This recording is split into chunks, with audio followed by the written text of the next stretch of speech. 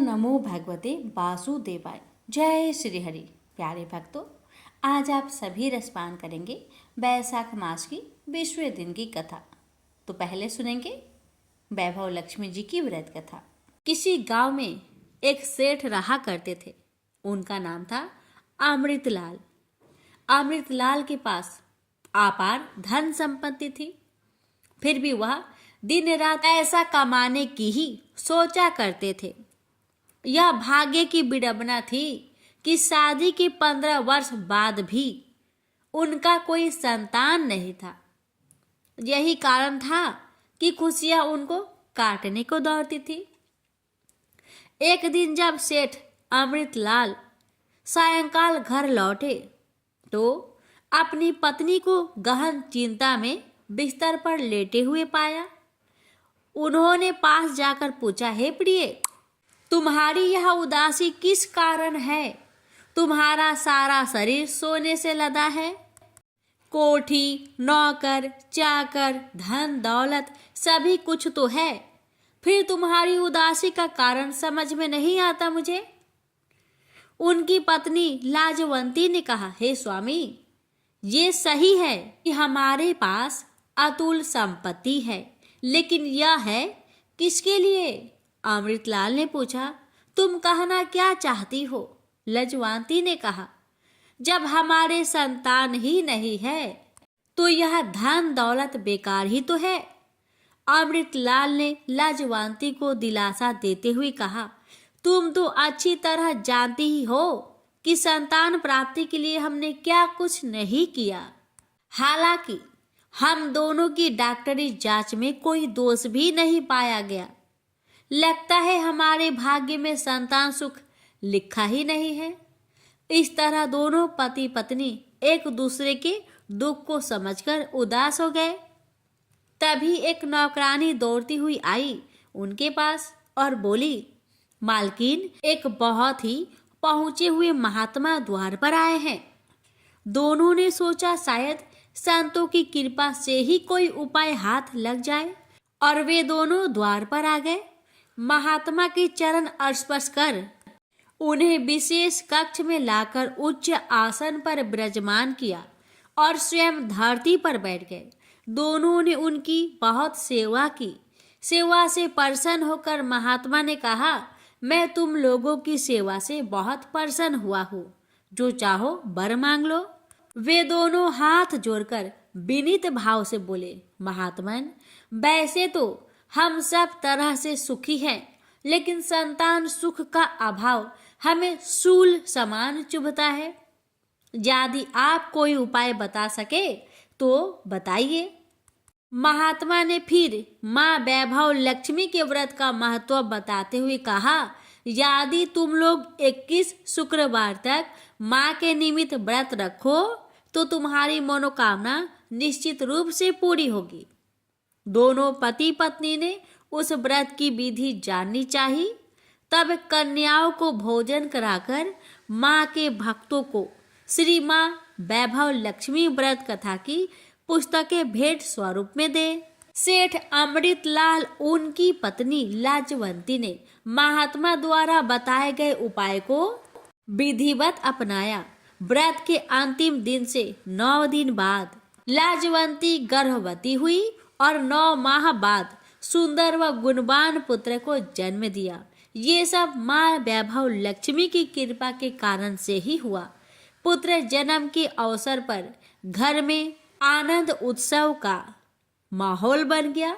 खुशियां तो मानो घर के हर कोने में बिखरी सी पड़ी थी। फिर दोनों पति पत्नी अपने पुत्र सहित सकुशल सुखपूर्वक जीवन यापन करने लगे। प्रेम से बोलिए वैभव लक्ष्मी माता की जय। हे वैभव लक्ष्मी माता, आपकी कथा कहने वाले, श्रद्धा भाव से सुनने वाले हर भक्तों की हर मनोकामना को पूर्ण करना, पुत्र की चाह रखने वाले को पुत्र प्राप्ति का आशीर्वाद देना। प्रेम से बोलिए वैभव लक्ष्मी माता की जय। अब सुनेंगे वैशाख मास कथा अध्याय 20 की आगे की कथा। भक्तों, सूत जी कहते हैं, मुनिवर उस समय अपने भक्तों के चित्त में अलौकिक भक्ति का प्रदुभार्य हुआ। देख भागवत वत्सल, श्री भगवान अपना धाम छोड़कर कहाँ पधारे। उनके गले में बनमाला शोभा पा रही थी। श्रीअंग सजल जलधारा के समान श्याम वर्ण था। उस पर मनोहर पीतांबर सुशोभित था। कति प्रदेश करण धन की लड़ियों से सुसज्जित था। सिर पर मुकुट की लटक और कानों में कुंडलों को झलक देखते ही बनती थी। वे त्रिभंग ललित भाव से खड़े हुए चित्त को चुराए लेते थे। बच स्थल पर कौस्तुभ मणि दमक रही थी। सारा श्री अंग हरि चंदन से चर्चित था। उस रूप की शोभा क्या कहे। उसने तो मानो करोड़ों कामदेवों की रूप माधुरी छीन ली थी। वे परमानंद चिन्ह मूर्ति, मधुराति मधुर मुरलीधर ऐसे अनुपम छवि से अपने भक्तों के निर्मल चित्तों में आविर्भूत हुए। भगवान के नित्य लोक निवासी लीला परिकर उद्धव आदि वहाँ गुप्त रूप से उस कथा को सुनने के लिए आए हुए थे। प्रभु के प्रकट होते ही चार और जय जय जय जय हो की ध्वनि होने लगी। उस समय भक्ति रस का अद्भुत प्रवाह चला। बार बार अबीर गुलाल और पुष्पों की वर्षा तथा शंख ध्वनि होने लगी। उस सभा में जो लोग बैठे थे उन्हें अपने देह गेह और आत्मा की भी कोई सुधि ना रही। उनकी ऐसी तन्मयता देखकर नारद जी कहने लगे, मुनीश्वरगण, आज सप्ताह श्रवण की मैंने यह बड़ी ही अलौकिक महिमा देखी। यहाँ तो जो बड़े मूर्ख दुष्ट और पशु पंछी भी है वे सभी अत्यंत निष्पाप हो गए हैं। अतः इसमें संदेह नहीं कि कली काल में चित्त की शुद्धि के लिए इस भागवत कथा के समान मत्रे लोक में पाप पुंज का नाश करने वाला कोई दूसरा पवित्र साधन है। मुनिवर, आप लोग बड़े कृपालु हैं। आपसे संसार के कल्याण का विचार करके यह बिल्कुल निराला ही मार्ग निकाला है। आप कृपया ये तो बताइए कि इस कथा रूप सप्ताह यज्ञ के द्वारा संसार में कौन कौन सा लोग पवित्र हो जाते हैं। सनकादिक ने कहा, जो लोग सदा तरह तरह के पाप किया करते हैं, निरंतर दुराचार में ही तत्पर रहते हैं और उल्टे मार्ग से चलते हैं, तथा जो लोग क्रोध अग्नि से जलते रहने वाले कुटिल और कामपरायण हैं, वे सभी इस कलयुग में सप्ताह यज्ञ से पवित्र हो जाते हैं। जो सत्य से च्युत माता पिता की निंदा करने वाले, तृष्णा के मारे व्याकुल, आश्रम धर्म से रहित, दंभी, दूसरों की उन्नति देखकर कुढ़ने वाले और दूसरों को दुख देने वाले हैं, वे भी कलयुग में सप्ताह यज्ञ से पवित्र हो जाते हैं। जो मदिरापान, ब्रह्म हत्या, स्वर्ण की चोरी, गुरु स्त्री गमन और विश्वासघात, ये 5 महापाप करने वाले, छल चदपरायण, क्रूर, पिचासों के समान निर्दयी, ब्राह्मणों के धन से पुष्ट होने वाले और व्यभिचारी है, वे भी कलयुग में सप्ताह यज्ञ से पवित्र हो जाते हैं। जो दुष्ट आग्रह पूर्वक सर्वदा मन, वाणी या शरीर से पाप करते रहते हैं, दूसरे के धन से ही पुष्ट होते हैं तथा मलिन मन और दुष्ट हृदय वाले हैं, वे भी कलयुग में सप्ताह यज्ञ से पवित्र हो जाते हैं। नारद जी, अब हम तुम्हें इस विषय में एक प्राचीन इतिहास सुनाते हैं। उसके सुनने से ही सब पाप नष्ट हो जाते हैं। पूर्व काल में तुंगभद्रा नदी के तट पर एक अनुपम नगर बसा हुआ था। वहाँ सभी वर्णों के लोग अपने अपने धर्मों का आचरण करते हुए सत्य और सत्य कर्मों में तत्पर रहते थे। उस नगर में समस्त वेदों का विशेषज्ञ और स्रोत स्मार्ट कर्मों में निपुण एवं आत्मदेव नामक ब्राह्मण रहता था।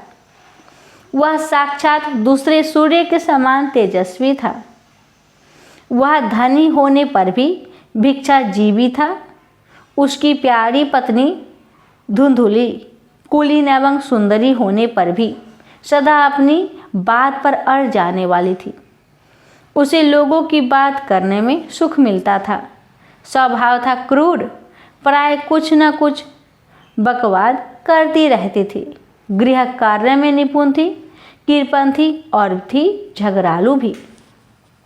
इस प्रकार ब्राह्मण दंपति प्रेम से अपने घर में रहते और विहार करते थे। उनके पास अर्थ और भोग विलास की सामग्री बहुत थी। घर द्वार भी सुंदर थे, परंतु उससे उन्हें सुख नहीं था। जब अवस्था बहुत ढल गई तब उन्होंने संतान के लिए तरह तरह के पुण्य कर्म आरंभ किए और वे दीन दुखियों को गौ, पृथ्वी, स्वर्ण और वस्त्र आदि दान करने लगे। इस प्रकार धर्म मार्ग में उन्होंने अपना आधा धन समाप्त कर दिया, तो भी उन्हें पुत्र या पुत्री किसी का भी सुख देखने को न मिला। इसलिए अब वह ब्राह्मण बहुत ही चिंतातुर रहने लगा। एक दिन वह ब्राह्मण देवता बहुत दुखी होकर घर से निकलकर वन को चल दिया। दोपहर के समय उसे प्यास लगी, इसलिए वह एक तालाब पर आया। संतान के अभाव के दुख ने उसके शरीर को बहुत सुखा दिया था, इसलिए थक जाने के कारण जल पीकर वहाँ बैठ गया। 2 घड़ी बीतने पर वहाँ एक सन्यासी महात्मा आए। जब ब्राह्मण देवता ने देखा कि वे जल पी चुके हैं, तब वह उनके पास गया और चरणों में नमस्कार करने के बाद सामने खड़े होकर लंबी लंबी सांसें लेने लगा। सन्यासी ने पूछा, कहो ब्राह्मण देवता, रोते क्यों हो? ऐसी क्या तुम्हारी भारी चिंता है? तुम जल्दी ही मुझे अपने दुख का कारण बताओ। तो ब्राह्मण ने कहा, महाराज, मैं अपने पूर्व जन्म के पापों से संचित दुख का क्या वर्णन करूं? अब मेरे पितर मेरे द्वारा दी हुई जलांजलि की जल को अपनी चिंता जनित सांस से कुछ गर्म करके पीते हैं। देवता और ब्राह्मण मेरा दिया हुआ प्रसन्न मन से स्वीकार नहीं करते। संतान के लिए मैं इतना दुखी हो गया हूँ कि मुझे सब सुना ही सुना दिखाई देता है। मैं यहाँ प्राण त्यागने के लिए आया हूँ। संतानहीन जीवन को धिक्कार है, संतानहीन गृह को धिक्कार है, संतानहीन धन को धिक्कार है और संतानहीन कुल को धिक्कार है। मैं जिस गाय को पालता हूँ वो भी सर्वथा बाज हो जाती है। जो पेड़ लगाता हूँ उस पर भी फल फूल नहीं लगते। मेरे घर में जो फल आता है वो भी बहुत जल्दी सड़ जाता है। जब मैं ऐसा अभागा और पुत्रहीन हूँ तब फिर इस जीवन को ही रखकर मुझे क्या करना है? यूँ कहकर वह ब्राह्मण दुख से व्याकुल हो उन सन्यासी महात्मा के पास फूट फूट कर रोने लगा। तब उन जाति वर्ग के हृदय में बड़ी करुणा उत्पन्न हुई। वे योगनिष्ठ थे। उन्होंने उसके ललाट की रेखाएं देखकर सारा वृंदावन जान लिया और फिर उसे विस्तार पूर्वक कहने लगे। सन्यासी जी ने कहा, ब्राह्मण देवता, इस प्रजा प्राप्ति का मोह त्याग दो। कर्म की गति प्रबल है। विवेक का आश्रय लेकर संसार की वासना छोड़ दो। वृषभवर सुनो, मैंने इस समय तुम्हारा पारबंध देखकर निश्चय किया है कि 7 जन्म तक तुम्हारे कोई संतान किसी प्रकार नहीं हो सकती। पूर्व काल में राजा सागर एवं अंग को संतान के कारण दुख भोगना पड़ा था। ब्राह्मण, अब तुम कुटुंब की आशा छोड़ दो। संन्यास में ही सब प्रकार का सुख है। तब ब्राह्मण ने कहा, महात्मा जी, विवेक से मेरा क्या होगा? मुझे तो बलपूर्वक पुत्र दीजिए, नहीं तो मैं आपके सामने ही शोक मूर्छित होकर अपने प्राण त्याग दूंगा।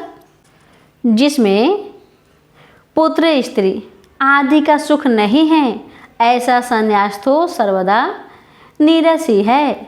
लोक में सरस तो पुत्र पौत्र आदि से भरा पूरा गृहस्थ आश्रम ही है। ब्राह्मण का ऐसा आग्रह देखकर उन तपोधन ने कहा, विधाता के लेख को मिटाने का हठ करने से राजा चित्रकेतु को बड़ा कष्ट उठाना पड़ा था। इसलिए देव जिसके उद्योग को कुचल देता है, उस पुरुष के समान तुम्हें भी पुत्र से सुख नहीं मिल सकेगा। तुमने तो बड़ा हठ पकड़ रखा है और अर्थ के रूप में तुम मेरे सामने उपस्थित हो। ऐसी दशा में मैं तुमसे क्या कहूँ। जब महात्मा जी ने देखा कि यह किसी प्रकार अपना आग्रह नहीं छोड़ता, तब उन्होंने उसे एक फल देकर कहा, इसे तुम अपनी पत्नी को खिला देना, इससे उसके एक पुत्र होगा। तुम्हारी स्त्री को 1 साल तक सत्य, शौच, दया, दान और एक समय ही अन्न खाने का नियम रखना चाहिए। यदि वह ऐसा करेगी तो बालक बहुत शुद्ध स्वभाव वाला होगा।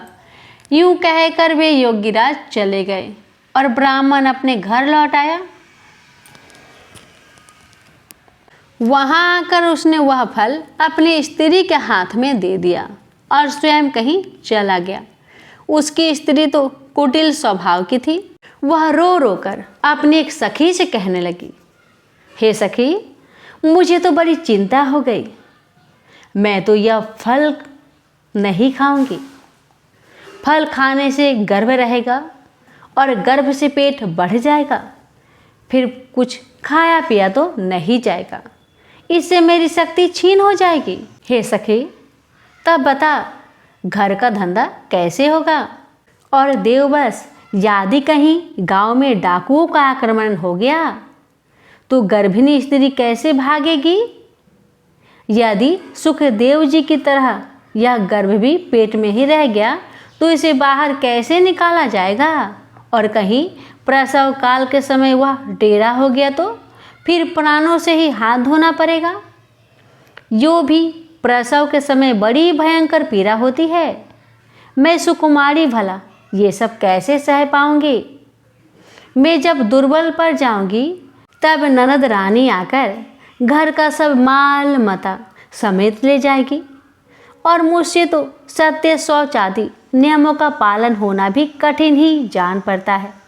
जो स्त्री बच्चा जनती है उसे उस बच्चे के लालन पालन में भी बड़ा कष्ट होता है। मेरे विचार से तो बंधिया या विधवा स्त्री ही सुखी है। मन में ऐसे ही तरह तरह के कुतर्क उठने से उसने वह फल नहीं खाया। और जब उसके पति ने पूछा कि तुमने फल खाया, तब उसने कह दिया, हाँ मैंने खा लिया। एक दिन उसकी बहन अपने आप ही उसके घर आई। तब उसने अपनी बहन को सारा वृत्तांत कह सुनाया कि मेरे मन में इसकी बड़ी चिंता है।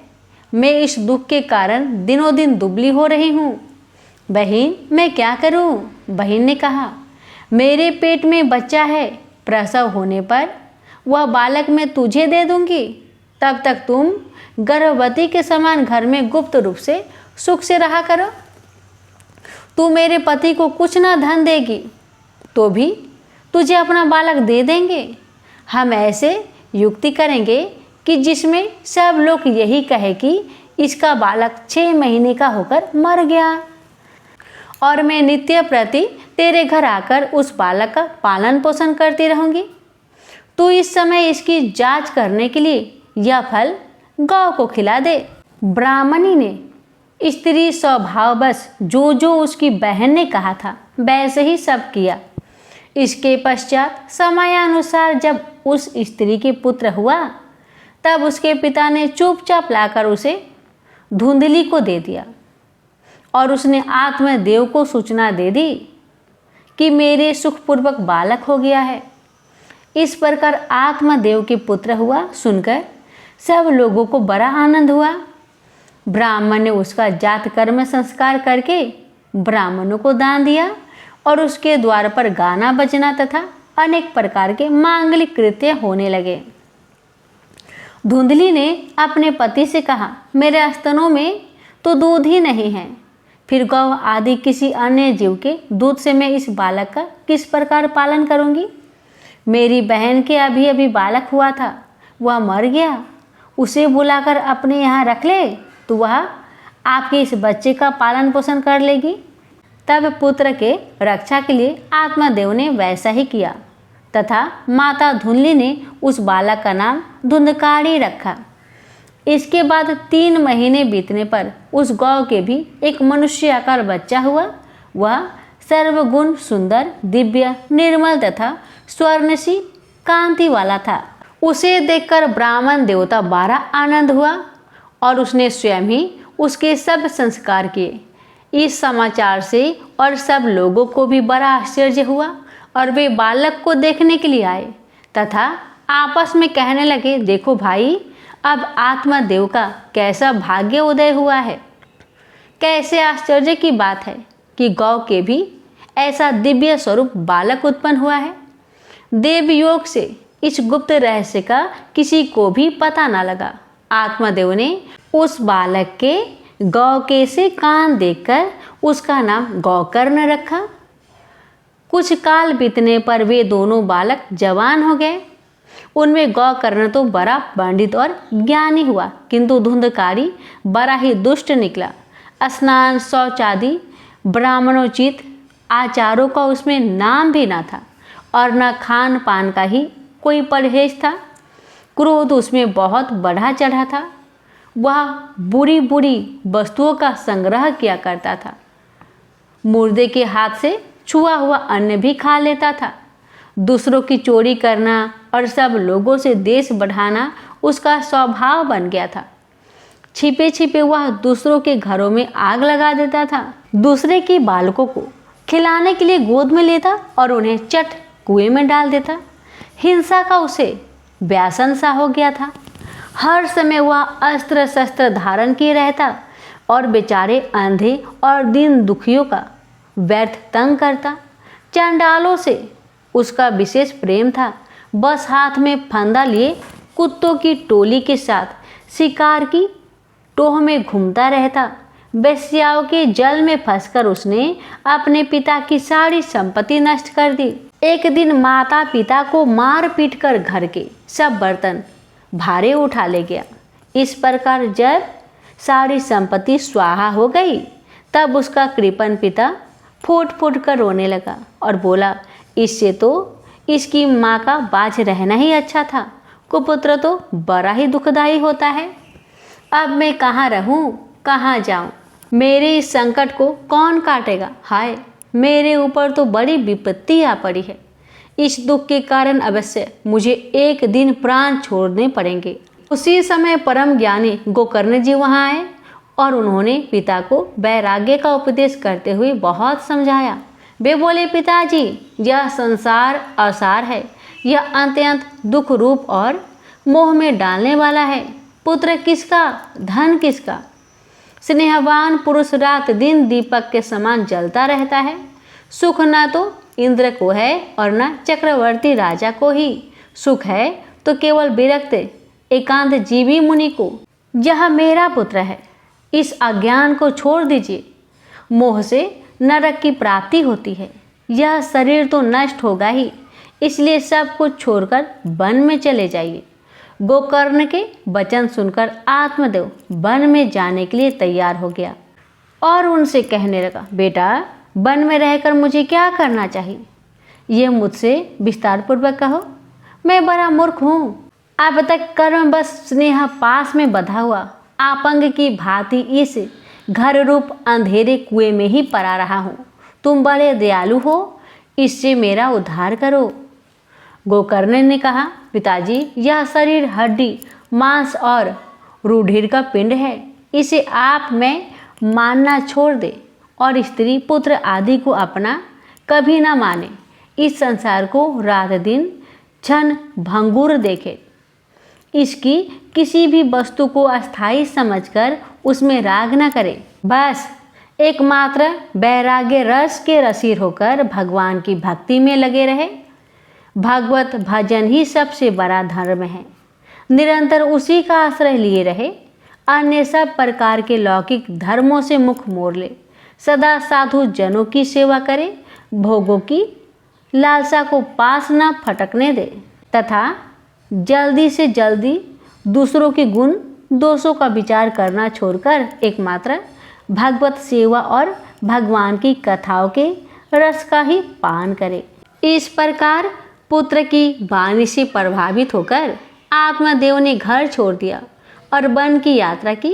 यद्यपि उसकी आयु उस समय 60 वर्ष की हो चुकी थी, फिर भी बुद्धि में पूरी दृढ़ता थी।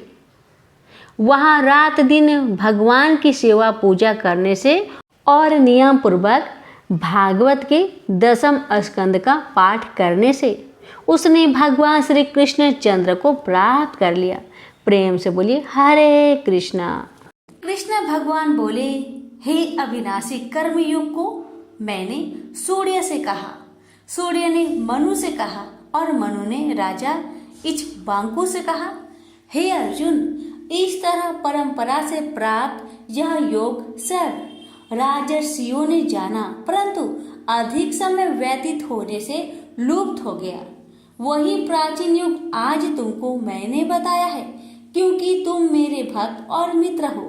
यह रहस्य अति उत्तम है। अर्जुन बोला, आपका जन्म तो अभी हुआ है और सूर्य का जन्म बहुत दिनों पहले हुआ था।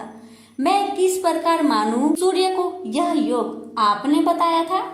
श्री कृष्ण भगवान बोले, हे अर्जुन, मेरी व तुम्हारे अनेक जन्म हो चुके हैं, मुझे यह याद है और तुम भूल गए हो। मैं अनजन्मा अविनाशी संपूर्ण प्राणियों का स्वामी और अपनी प्रकृति से स्थित हूँ तथा अपनी माया से जन्मता हूँ। हे भारत, जब जब धर्म की हानि होती है और अधर्म की अधिकता होती है, तब तब ही मैं जन्म लेता हूँ। साधुओं की रक्षा, पापियों का विनाश और धर्म की स्थापना के लिए प्रत्येक युग में जन्मता हूँ। जो मेरे इस अलौकिक जन्म और कर्म का तत्व जानता है, वह मृत्यु होने पर फिर जन्म नहीं लेता और मुझ में लीन हो जाता है। इस तरह मोह, भय और क्रोध को त्याग कर मुझ में भक्ति रखकर कर्म कर और मेरी शरणागति हो। बहुत से मनुष्य ज्ञान रूपी तप से पवित्र होकर मुझ में मिल गए हैं। जो जिस भाव से मेरा पूजन करता है, इसको मैं उसी प्रकार का फल देता हूँ। जो मनुष्य लोक में कर्म सिद्धि की इच्छा करने वाले देवताओं का पूजन करते हैं, क्योंकि इस लोक में कर्म की सिद्धि शीघ्र होती है। मैंने चारों वर्णों की सृष्टि अपने अपने गुण और कर्म से की है। सृष्टि का कर्ता मैं ही हूँ, तथापि मुझे अकर्ता अविनाशी जानो। कर्म मुझको वृद्ध नहीं कर सकते तथा कर्म फल मेरी कामना नहीं है। इस प्रकार जो मुझको पहचानता है, कर्मों के बंधन में नहीं पड़ता। इस प्रकार समझकर प्राचीन मुमुक्षुओं ने भी कर्म किए हैं, अतः पूर्व पुरुषों के पहले ही किए गए कर्मों को तू भी कर। हे अर्जुन, कर्म क्या है और कैसे किया जाता है, इसके विचार में विद्वानों की बुद्धि भी चकरा जाती है। उस कर्म का वर्णन मैं तुमसे कहूँगा, जिसके जानने से संसार के बंधन से छूटकर मोक्ष की भागी होगे। कर्म, विकर्म और अकर्म तीन का जानना आवश्यक है, क्योंकि कर्म की गति अति गंभीर है। जो कर्म में अकर्म देखता है, वही पुरुष बुद्धिमान है, वही योगी और समस्त कार्यों को करने वाला है। हे अर्जुन, जो कर्म करने में कोई कामना नहीं रखता है और जिसके समस्त कर्म ज्ञान रूपी अग्नि से भस्म हो गए हैं, उसको ही पंडित कहते हैं। जो फल की आशा छोड़कर कर्म करता है और उनमें आसक्त भी नहीं रखता है तथा निराशा ही सदा संतुष्ट रहता है, ऐसा मनुष्य कर्म में घिरा रहने पर भी मानो कुछ नहीं करता है।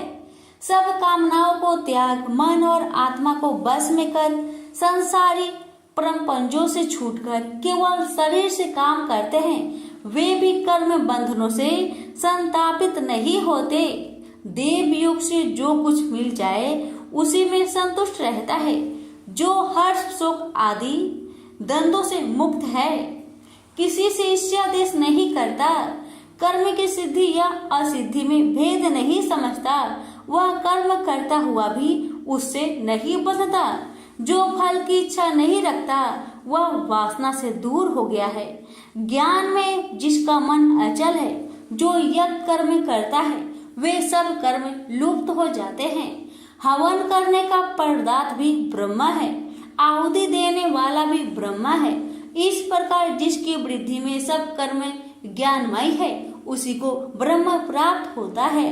कोई कोई कर्म योगी देवताओं की पूजा करते हैं और कोई कोई ज्ञान योगी ब्रह्म रूप अग्नि में यज्ञ रूप से हवन कर परमात्मा का भजन करते हैं।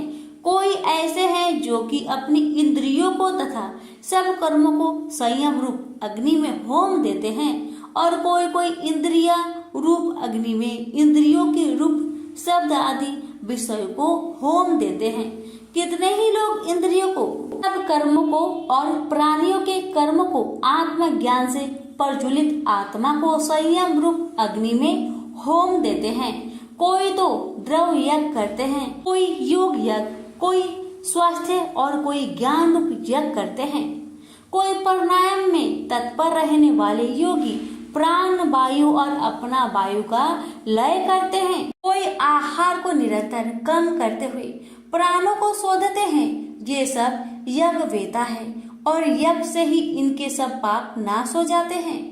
जो यज्ञ में बचे हुए अमृत रूप अन्न को खाते हैं, ये सनातन ब्रह्म को प्राप्त होते हैं। हे अर्जुन, जो यज्ञ नहीं करते उनको लोक परलोक दोनों ही नहीं मिलते हैं।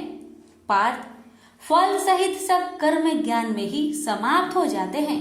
उसी ज्ञान यज्ञ का तत्वदर्शी और ज्ञानी लोग तुमको उपदेश करेंगे, इसलिए तुम उनकी सेवा करना और विनय पूर्वक प्रश्न करके ज्ञान यज्ञ जानना। इस ज्ञान का लाभ प्राप्त करके तुमको ऐसा मोह फिर नहीं होगा।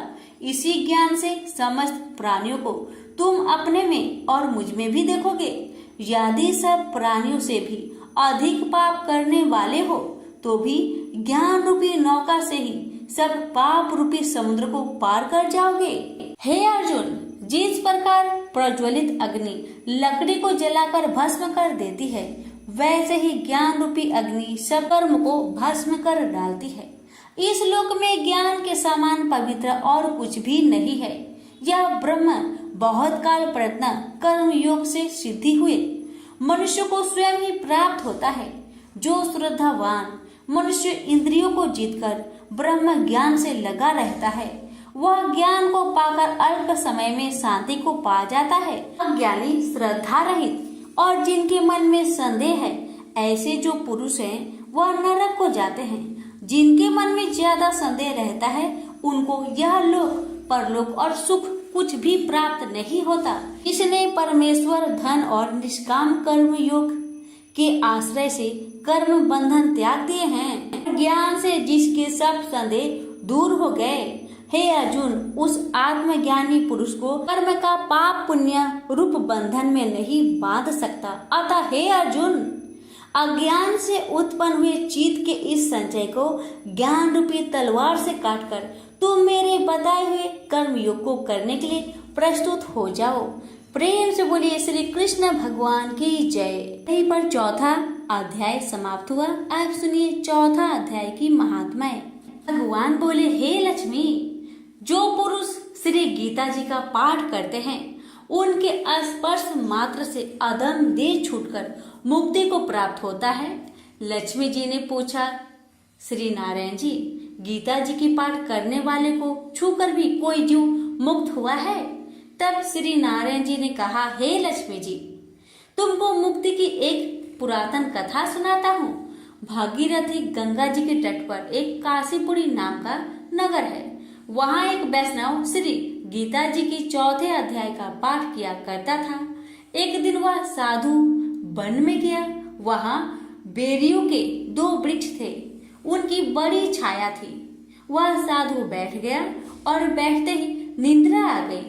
एक बिरिया से उसके पाँव लगे और दूसरे के सिर लग गया। वह दोनों बेरिया आपस में कांपकर पृथ्वी पर गिर पड़ी। पत्ते उनके सूख गए। परमेश्वर की इच्छा से वह दोनों बेरिया ब्राह्मण घर की कन्या हुई। फिर ब्राह्मण के घर में जन्म लेकर उन दोनों कन्याओं ने तपस्या करना आरंभ कर दिया। जब वह दोनों बड़ी हुई तब उनके माता पिता ने कहा, हे पुत्रियों, अब तुम्हारा विवाह करते हैं। तब उन दोनों ने माता पिता से कहा, हम विवाह नहीं करेंगे। उनको अपने पिछले जन्म की खबर थी। उन्होंने कहा, हमारी एक यही अभिलाषा है कि वह साधु हमें पुनः दर्शन दे तो बड़ा अच्छा है। उनके मन में यही था कि वह साधु जिसके स्पर्श करने से हमें अधम देह से छूटकर यह देवदेही मिली है, वह मिली तो बड़ा अच्छा हो।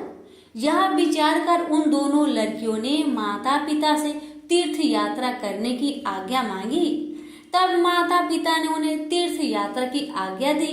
तीर्थ यात्रा करते करते बनारस में पहुंची तो वहां जाकर देखा कि वही तपस्वी बैठे हैं, इनकी कृपा से हम बेरी के देह से छूटे हैं। तब उन दोनों कन्याओं ने चरण वंदना की, हे संत जी, धन्य हो, आपने हमको कृतार्थ किया है। तब साधु ने कहा, तुम कौन हो? मैं तुमको पहचानता नहीं। कन्याओं ने कहा, हम आपको पहचानते हैं। हम पिछले जन्म में प्रिया की योनि में थी।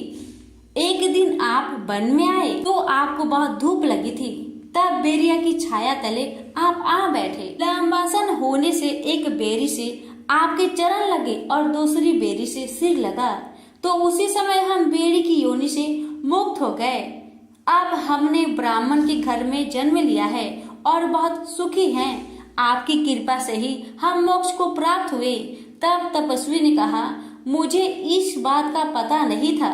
अब तुम आज्ञा करो, तुम्हारी क्या सेवा करूं, क्योंकि तुम ब्रह्म स्वरूप उत्तम जन्म श्री नारायण जी का मुख हो। तब उन दोनों कन्याओं ने कहा, आप हमको श्री गीता जी के 4 अध्याय का फल प्रदान करें, जिससे हम देवदेही पाकर सुखी हो जाएं। तब उस तपस्वी ने उन्हें गीता जी के 4 अध्याय के पाठ का फल दिया। फल के देते ही आकाश से विमान आए। तब उन दोनों ने देवदेही पाकर बैकुंठ को गमन किया। श्री नारायण जी बोले, हे लक्ष्मी जी, ये 4 अध्याय का महात्म्य है जो मैंने आपको सुनाया है।